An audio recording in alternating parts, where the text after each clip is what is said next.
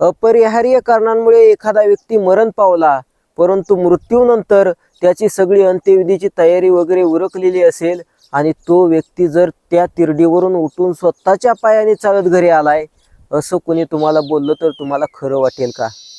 मंडळी, तुमचा सुद्धा विश्वास बसणार नाही, धक्का बसेल. आणि अशीच ही स्टोरी, अशीच ही कथा आजच्या व्हिडिओमध्ये मी तुम्हाला सांगणार आहे. मंडळी, एकनाथ महाराज आणि त्यांच्या जीवनामधली ही स्टोरी आहे. मंडळी, घडलेलं असं होतं की षष्टीचा दिवस होता. एकनाथ बाबांनी देह ठेवला. सगळीकडे शोकाकुल दुःखाचं वातावरण होतं. रडण्याचा वगैरे आवाज येत होता. आणि मंडळी, त्यांची अंत्ययात्रा निघाली. तिरडी बांधली, 4 खांदेकरी खांद्यावरती ते प्रेत घेऊन जाऊ लागले. ते प्रेत गावाच्या वेशीपर्यंत पोहोचले.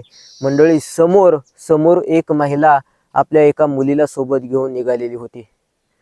ती सुद्धा मुलगी अतिशय सुंदर अशी तरुण मुलगी होती. केसामध्ये मोगऱ्याचा गजरा घातलेला होता. कपाळावरती तिची आलेली केसाची बट तिचं वेगळंच रूप खुलून दिसत होतं.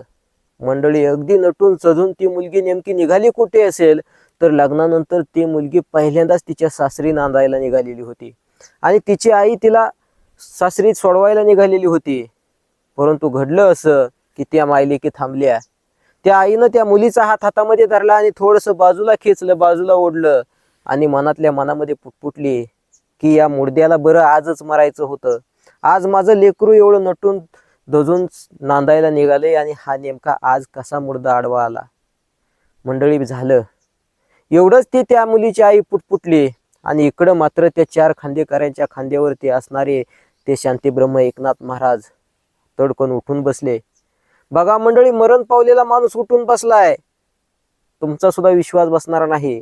शांतीब्रह्म एकनाथ महाराज उठून बसले आणि बोलले की तिरडी खाली ठेवा. तिरडी खाली ठेवण्यात आली. अचानकपणे सगळे स्तब्ध झाले, अवाक झाले. अरे, यांना तर आपण आता दहन द्यायला निघालेलो होतो, स्मशान भूमीकडे घेऊन निघालेलो होतो आणि हे काय घडलं? तेव्हा ते सगळे लोक बोलले की काय झालं महाराज? तेव्हा ते एकनाथ महाराज बोलले की ही जी बाई आहे ती तिच्या मुलीला तिच्या सासरी नांदायला सोडायला निघालेली आहे आणि ती बाई असं बोलते की मुर्दा आजच बरा मेला, माझ्या लेकराला जायला आडवं झालं. बघा मंडळी, ते एकनाथ महाराज बोलले की आज आमचं जाणं रद्द झालं, परत एखाद्या दिवशी जाता येईल, परंतु तिची मुलगी नांदायला जाणं हे महत्वाचं आहे. मंडळी, झालं.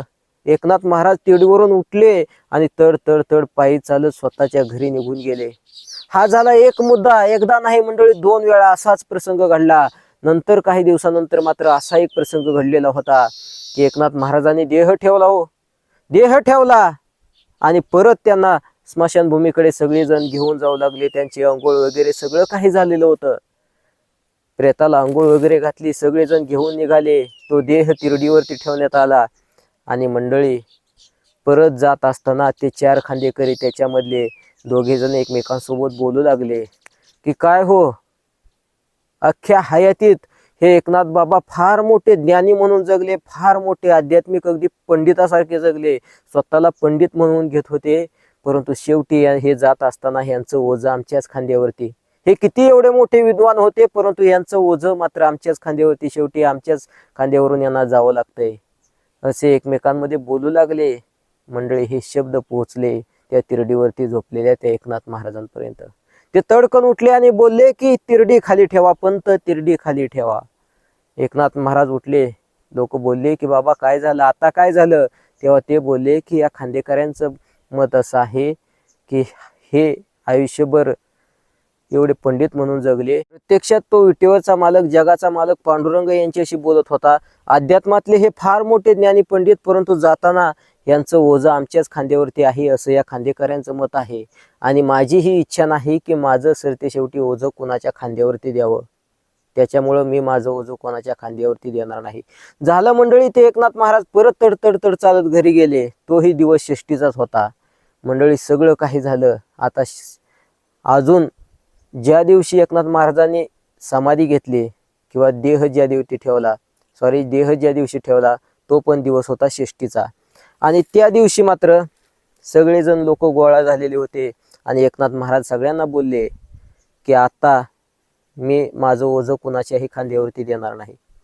आता मी जलसमाधी घेणार आहे मंडळी. एकनाथ महाराजांनी जलसमाधी घेतली. अगदी टाळ मृदुंगाच्या घोषामध्ये, त्या विटेवरच्या मालकाच्या नामस्मरणामध्ये हे अगदी दिंडी निघाल्यासारखी निघाली. सगळे लोक एकनाथ महाराजांना निरोप देण्यासाठी. मंडळी, एकनाथ महाराज गेले आणि त्या जलामध्ये, त्या पाण्यामध्ये त्यांनी समाधी घेतली. तर बघा, हे महान संत एकनाथ महाराजांच्या जीवनचरित्रातले किंवा त्यांच्याविषयी बोलल्या जाणाऱ्या या लोककथा थोडक्यात तुम्हाला सांगायचा प्रयत्न केला. एकनाथ महाराजांबद्दल तुम्हाला माहितच आहे, ज्यांना शांती ब्रह्म म्हटलं जातं.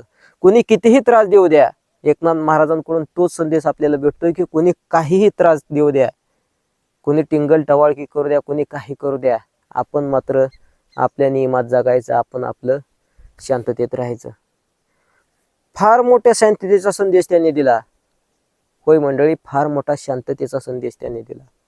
त्यांना काही लोकांनी जाणून बुजून त्रास द्यायचा प्रयत्न केला, परंतु त्यांनी त्याच्याकडे दुर्लक्ष केलं आणि आपले जे हयात आहे, आपले जे जीवन आहे ते जगले. पांडुरंगाचं नामस्मरण केलं, त्या देवाला, त्या विटेवरच्या त्या जगाच्या मालकाला प्राप्त केलं, आपलेसं केलं.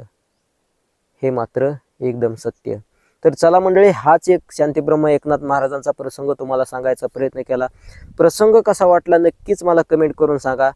व्हिडिओ आवडला असेल तर व्हिडिओला लाईक करा आणि पहिल्यांदाच तुम्ही हे चॅनल बघत असाल, पहिल्यांदाच मला बघत असाल तर लगेच आपलं चॅनल सबस्क्राईब करून टाका. चला भेटूया पुढच्या एखाद्या नवीन व्हिडिओसोबत. जय जय रामकृष्ण हरी, पांडुरंग हरी, श्री स्वामी समर्थ. हरे कृष्णा हरे राम.